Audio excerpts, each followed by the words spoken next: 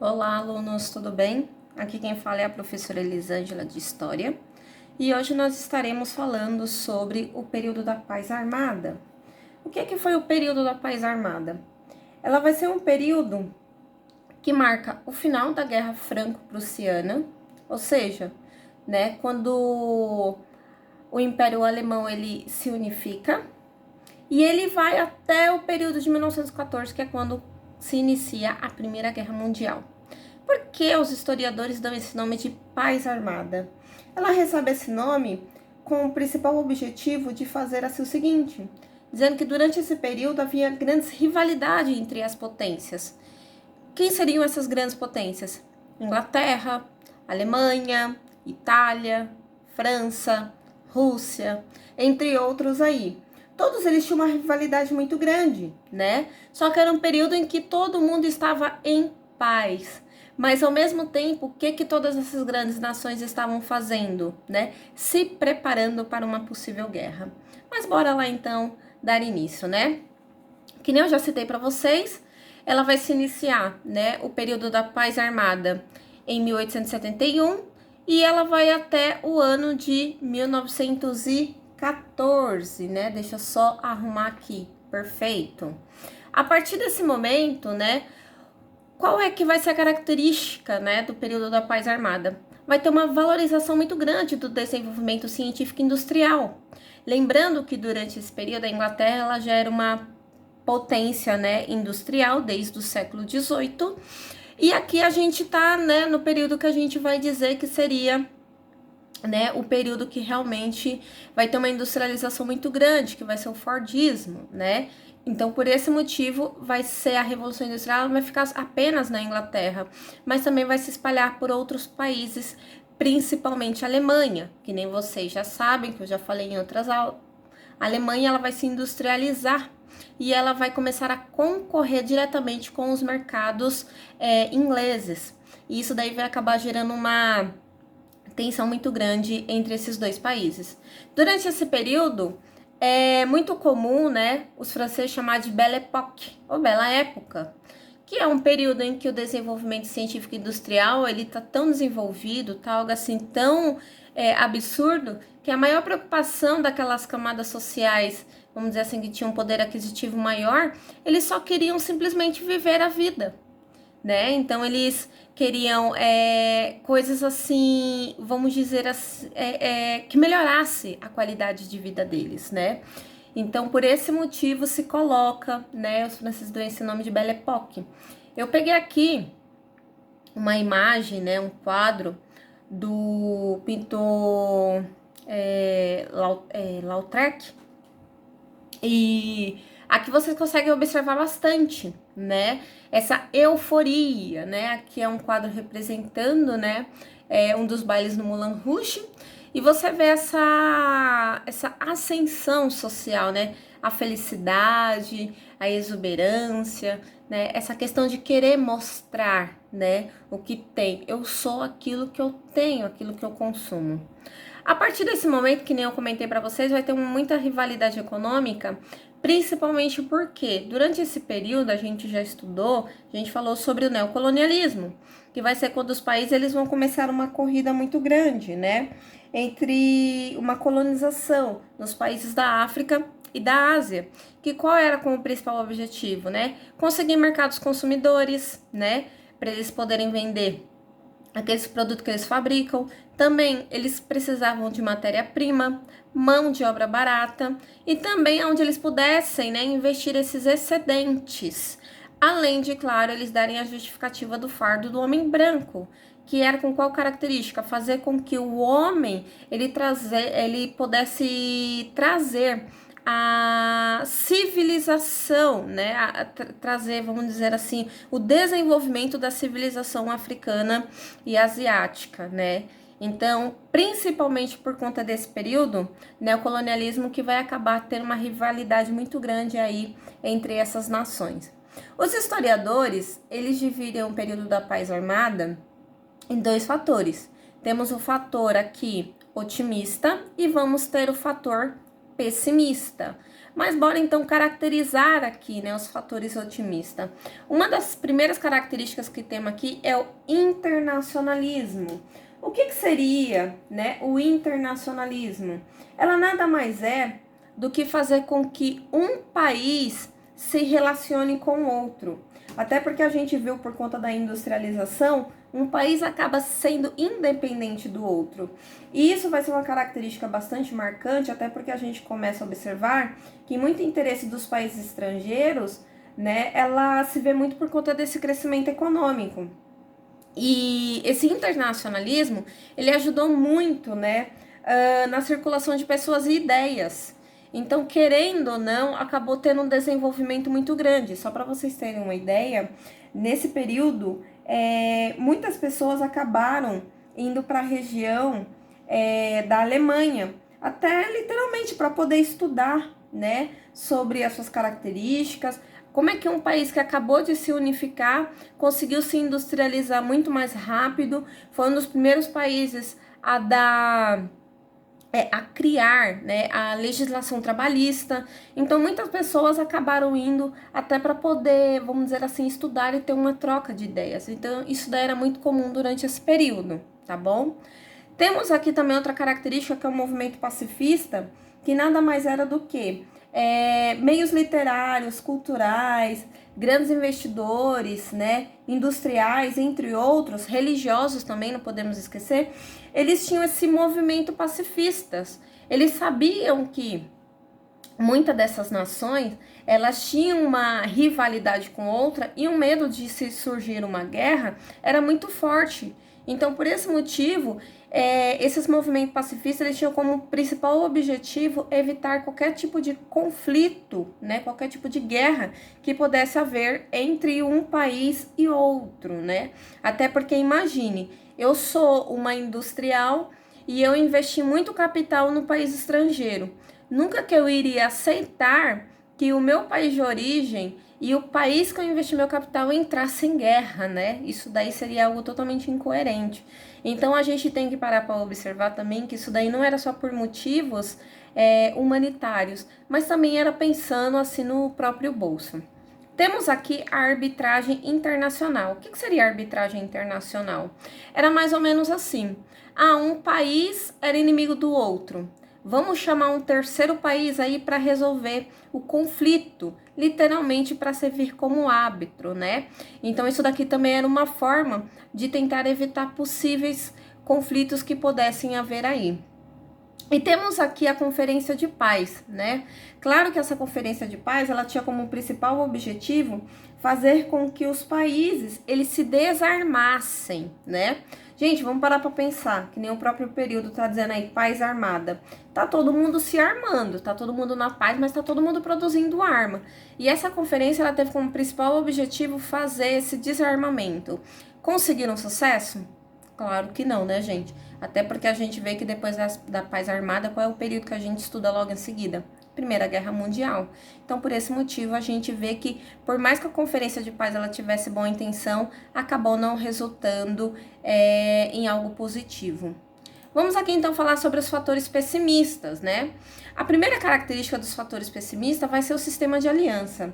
O que seria o sistema de aliança? Gente, era muito comum naquele período um país querer se aliar com o outro, até como uma forma de, vamos dizer assim, de mostrar uma superioridade bélica, né? Olha, não mexe comigo que eu tenho tal país que tá ali aliado comigo. Então era uma forma até de tentar se proteger, tá bom? Qual é que vai ser a primeira, vamos dizer aí, o primeiro sistema de aliança? Eu coloquei aqui para vocês, né, no PowerPoint. O primeiro sistema de aliança ocorreu com esses três países aqui: a Alemanha, a Áustria-Hungria e a Itália. A Alemanha, logo quando ela se unificou, ela sabia que ela ia arrumar muita confusão, principalmente com que país? Com a Inglaterra. Só que a Alemanha, ela não fez só a Inglaterra de inimiga, ela fez a França também. Por conta, não sei se vocês se lembram, quando a Alemanha ela foi se unificar, acabou pegando 2 territórios da França, que foi a Alsácia-Lorena. Então a Alemanha, ela começou a se articular com outros países como uma forma, vamos dizer assim, de tentar se precaver de qualquer possível ataque dessas grandes nações. Então, o primeiro sistema de alianças que vamos ter aqui vai ser a Tríplice Aliança, que vai ser a junção do Império Alemão, Austro-Húngaro e o italiano, tá bom? Claro que as outras nações vão aceitar isso daí muito facilmente? Não, né, gente? Temos aí logo em seguida, né, o segundo sistema de aliança. O segundo sistema de aliança, logo de início, foi feito entre esses dois países, a França e a Rússia, né? As duas, elas acabaram assinando um acordo secreto, né, de consulta mútua, dizendo assim o seguinte, que caso tivesse uma eventualidade de uma crise, que as duas elas iam se juntar, né, para um possível confronto que pudesse haver aí. Nada mais era do que uma aliança militar. Claro que a Inglaterra, gente, ela vai ser um país, assim, que ela não queria entrar nesse sistema de aliança, ela era totalmente isolada. Ela, logo de início, tentou fazer acordos com a Alemanha. Claro que a Alemanha, vendo que a Inglaterra ela era praticamente inimiga de todas as nações, porque ela era inimiga da Rússia, era inimiga da França, por conta de outros conflitos que a gente já tinha falado em aula, né? Então a Alemanha meio que não quis assinar um acordo com a Inglaterra, porque falou assim, a Inglaterra tá praticamente sozinha, tá praticamente isolada. O que ela nunca imaginou é que os próprios britânicos, né, eles iam acabar posteriormente articulando um acordo, né, entre essas duas nações.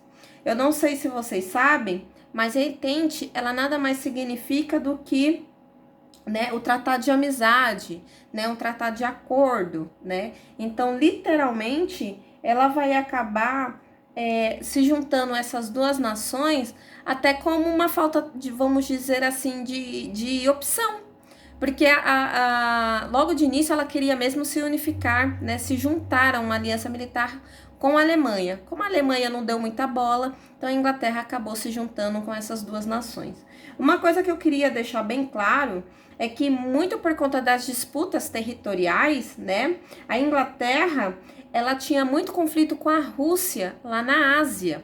Eu não sei se vocês se lembram das nossas últimas aulas que eu cheguei a comentar com vocês, né, sobre alguns conflitos que a Inglaterra interferiu, né, de domínio que a Rússia queria dominar na região asiática. E do mesmo jeito a Inglaterra, ela também vai acabar prejudicando a França, né, quando a França ela tenta conquistar territórios no continente africano.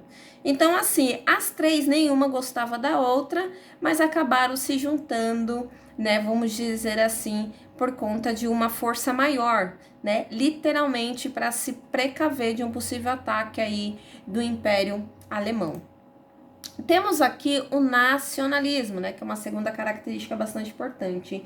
Gente, naquele período, vamos parar para observar, né, final do século XIX, início do século XX, os homens, eles tinham essa questão de honra muito grande, né, então por esse motivo, tanto eu posso pegar o nacionalismo como uma característica muito forte, porque eles acreditavam literalmente que a sua palavra valia mais do que qualquer documento escrito.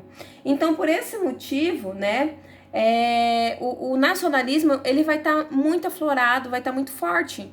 Então, é assim, você não pode falar mal da minha nação. Quem é você para falar mal da minha nação? A minha nação, ela tem um destino histórico muito grande, né? A minha nação, ela tem uma história muito ampla. Então, literalmente, eles vinham com essa característica do nacionalismo muito aflorado, tá bom? O militarismo, ele acaba se adentrando muito no nacionalismo, até porque grande parte desses líderes, eles eram nada mais, nada menos do que o quê? Militares. Então, por esse motivo, né, o nacionalismo e o militarismo, eles acabam ficando de mãos dadas, juntas, né, principalmente por conta dessa característica, desse sentimento aflorado que está muito forte. Eu até coloquei uma charge aqui para vocês que eu achei bastante interessante, né?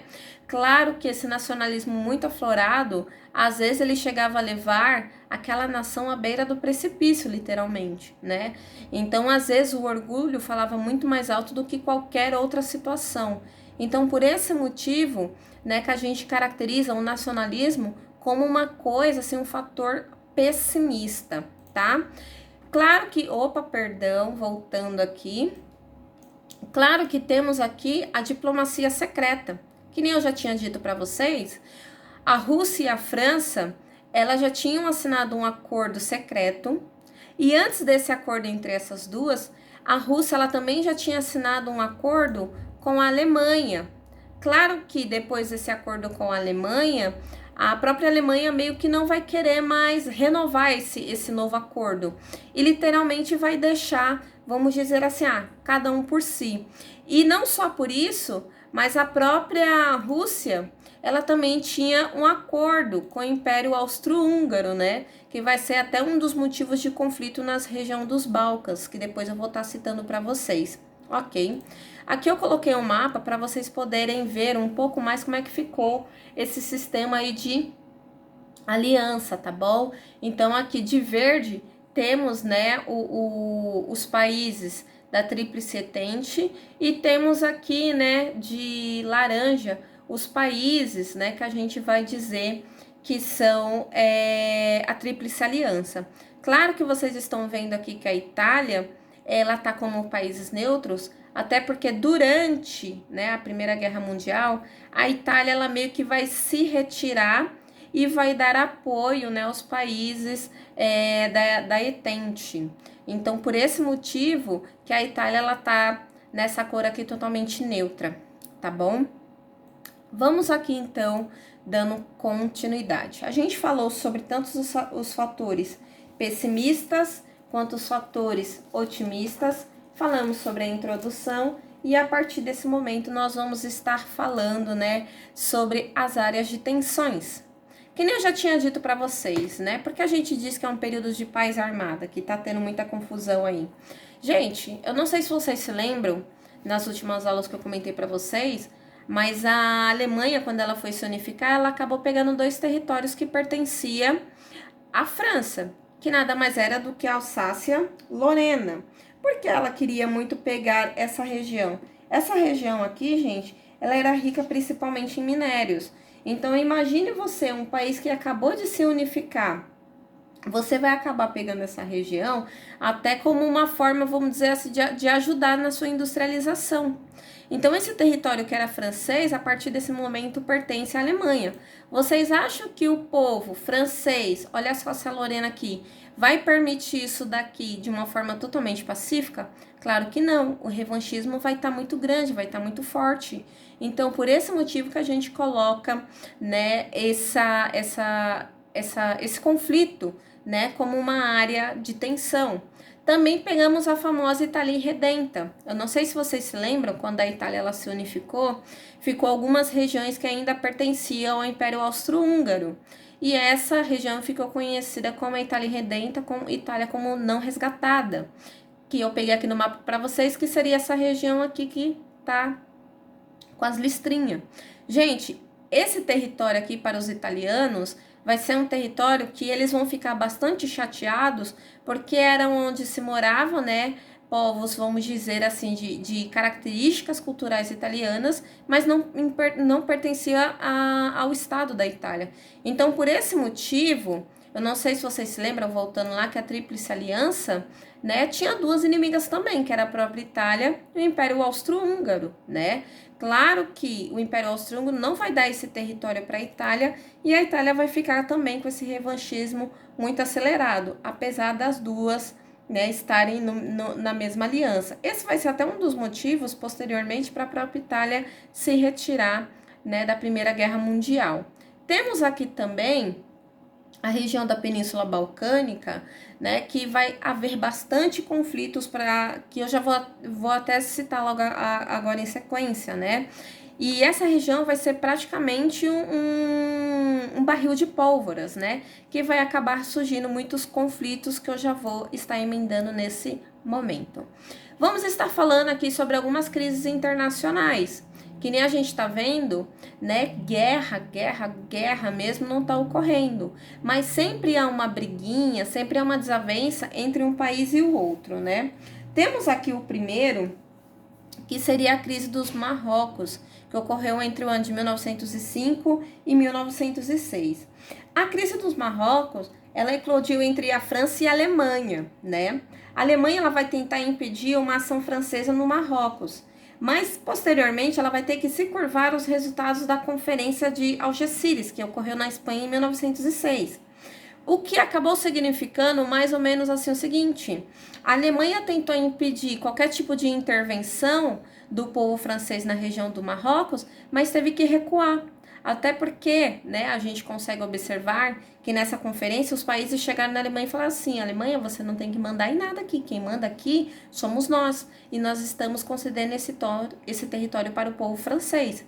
Então, esse vai ser o primeiro conflito, vamos dizer assim, de diplomacia, que o povo alemão vai acabar perdendo, né? Então, isso daí vai trazer uma insatisfação muito grande para o povo alemão.